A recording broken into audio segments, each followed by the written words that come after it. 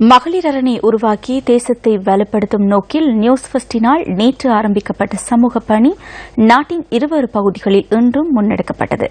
குடும்பம், சமூகம், நாட்டிற்காக மௌனமாக சேவையாற்றும் பெண்களை பலப்படுத்துவதே நியூஸ் ஃபர்ஸ்டினால் முன்னெடுக்கப்படும் இந்த சமூக பணியின் முக்கிய நோக்கமாகும்.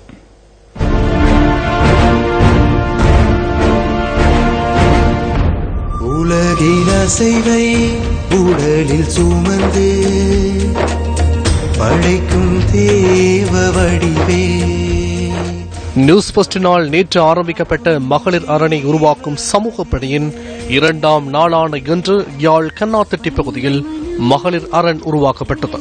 இதன்போது பெண்களின் சமத்துவத்தையும் பாதுகாப்பையும் உறுதிப்படுத்தி தமது கரங்களை வலுப்படுத்தும் நோக்குடன் கைகளை உயர்த்தி பெண்கள் தமது முன்னேற்றத்தை வலியுறுத்துவதற்கு சங்கல்பம் பூண்டனர்.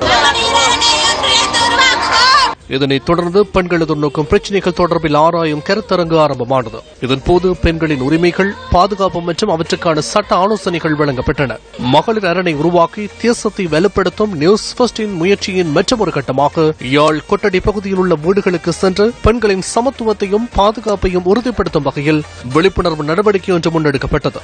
பெண்களுக்குரிய சம அந்தஸ்துகளையும் வழங்கப்பட வேணும். பெண்களுக்கு கண்டிப்பாக அதுக்குரிய தீர்வுகள் இன்னும் போதிய அளவாக கிடைக்கிற ஒரு தன்மை இல்ல. பெண்களுக்கு கல்வி உரிமை வேணும். வெளிநாட்டுக்கு வேலை போகும்போது இலங்கை அரசாங்கம் அவை ஏதாவது பிள்ளை செய்தாலும் அவையில காப்பாற்றுக்குரிய மாதிரி அவைக்கு பாதுகாப்பு வழங்கணும். இந்த விழிப்புணர்வு திட்டத்திற்கு யாழ் போலீஸ் நிலைய மகளிர் பணியக உத்தியோகத்தர்களும் ஒத்துழைப்பு வழங்கினார்கள்.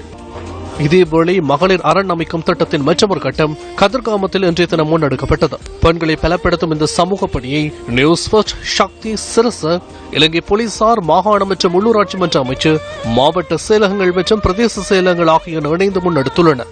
நகரம் முழுவதும் சஞ்சரித்த எமது குழுவினர் பெண்கள் எதிர்நோக்கும் பிரச்சினைகள் தொடர்பில் ஆராய்ந்தனர்.